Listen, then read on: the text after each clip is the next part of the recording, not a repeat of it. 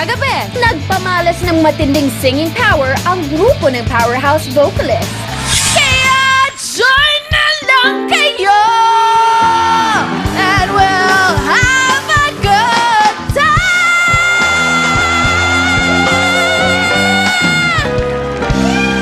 Pero binigyan ng pinakamaraming love hearts ng 100 kababayan ang Pakistani rocker si Dio. 95! At mula sa dalawang may mababang love hearts, pinili naman ng immigration officers ang Nigerian tourist star na si Moses. 2 slots na lang ang natitira para sa Gate 4.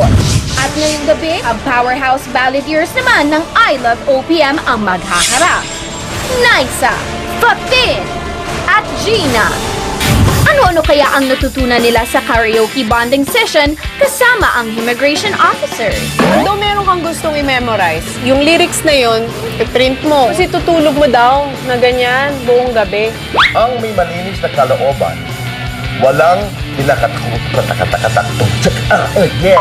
At kaninong performance ang mamahalin ng mga kababayan? Nakakalungkot. Isa din to talaga sa mga inaabangan ng mga tao. We feel badly for what's happened. This is a very important gate. Kung pwede lang, pagagalitan kita.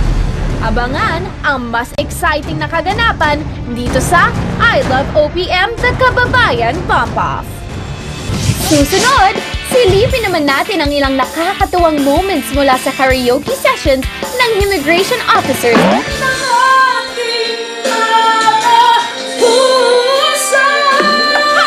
At pagdating sa bilitan, aba, hindi ako pahuhuli dyan.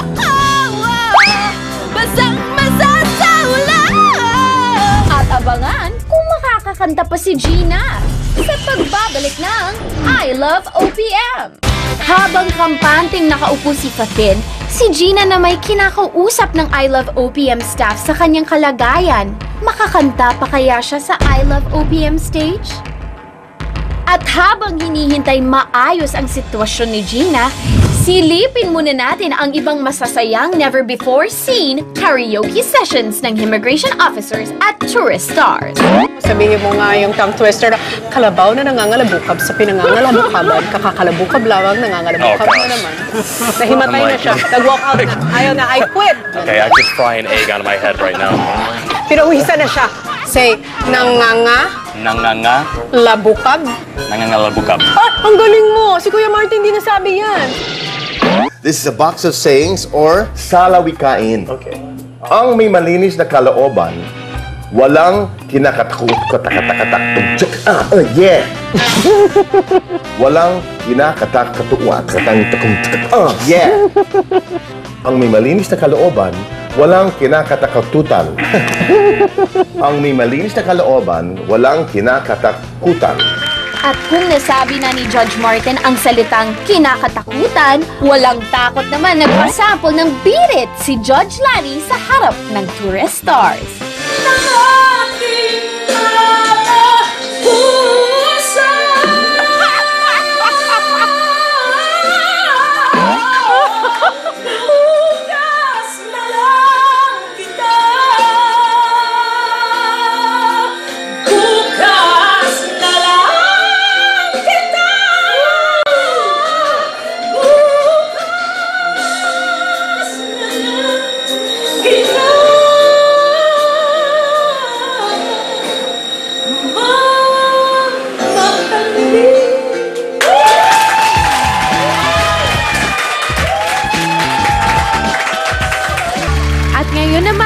Naisa, please join us back here on stage.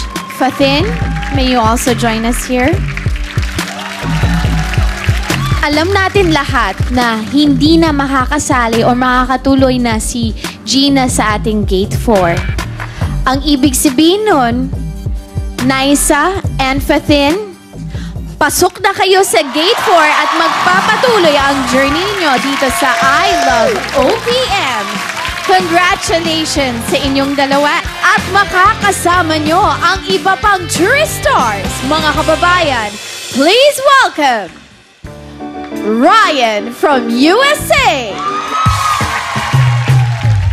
Johan from Korea, Dio from Pakistan,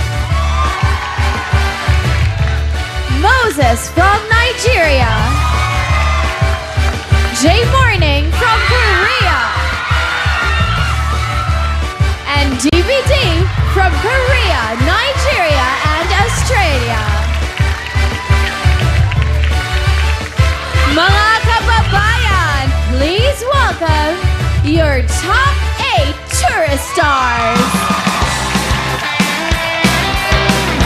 Mas kahanga-hanga performances at mas malaking pagmamahal sa OPM ang ipapakita sa inyo ng ating tourist stars.